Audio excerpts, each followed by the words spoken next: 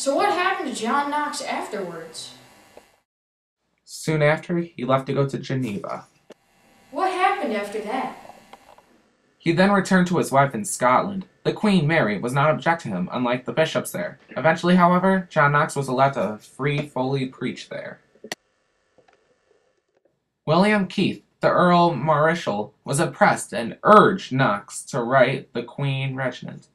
He wrote an unusually respectful letter to her, asking her to support the Reformation.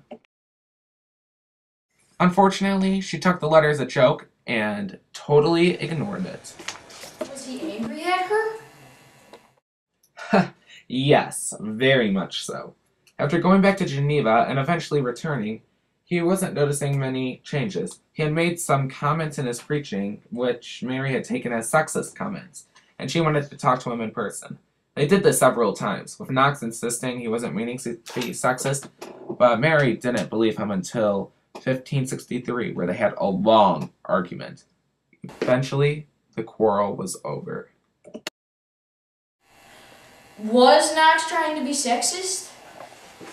No, I don't believe so. Sometime after his wife died, his life? sometime in December 1560, he remarried to one of his friend's daughter, which sparked some controversy. Fighting had continued in Scotland, and on March 9th, 1566, Queen Mary's secretary was murdered.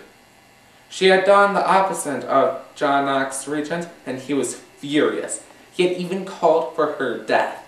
However, she had managed to escape his wrath and left Scotland on May 2nd, 1568. After this, however, he grew feebler and feebler by the day. After the truce in July of 1572, his voice had grown very faint. He had returned home for the last time on November 9th. He had died on the 24th of November of 1572. A testimony was given to Knox at his grave at St. Gilles Churchyard by James Douglas, who was the 4th Earl of Morton. His grave said, "Here lies one who never feared any flesh." It seems like John Knox lived a full life. Your Honor, that is a very correct statement. So basically, you're saying that John Knox had been a leader of the Protestant Reformation and was considered the founder of Presbyterian denomination in Scotland?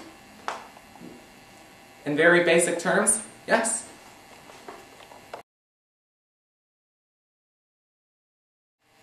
I very much believe that December 13th will be John Knox Day. What does December 13th actually have to do with all this? On December 13th, 1562, Queen Mary had wanted to see John Knox again for the second time. That might have been when they had really started to dislike each other. Okay, that makes sense. Thank you very much.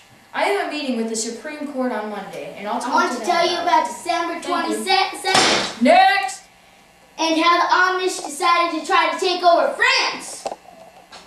What do you want to call this one? French Surrendering Day? Last Christmas, I gave you my heart. The very next day, you gave it away. Give it away. This year, to save me from tears, I'll give it to someone special. Special.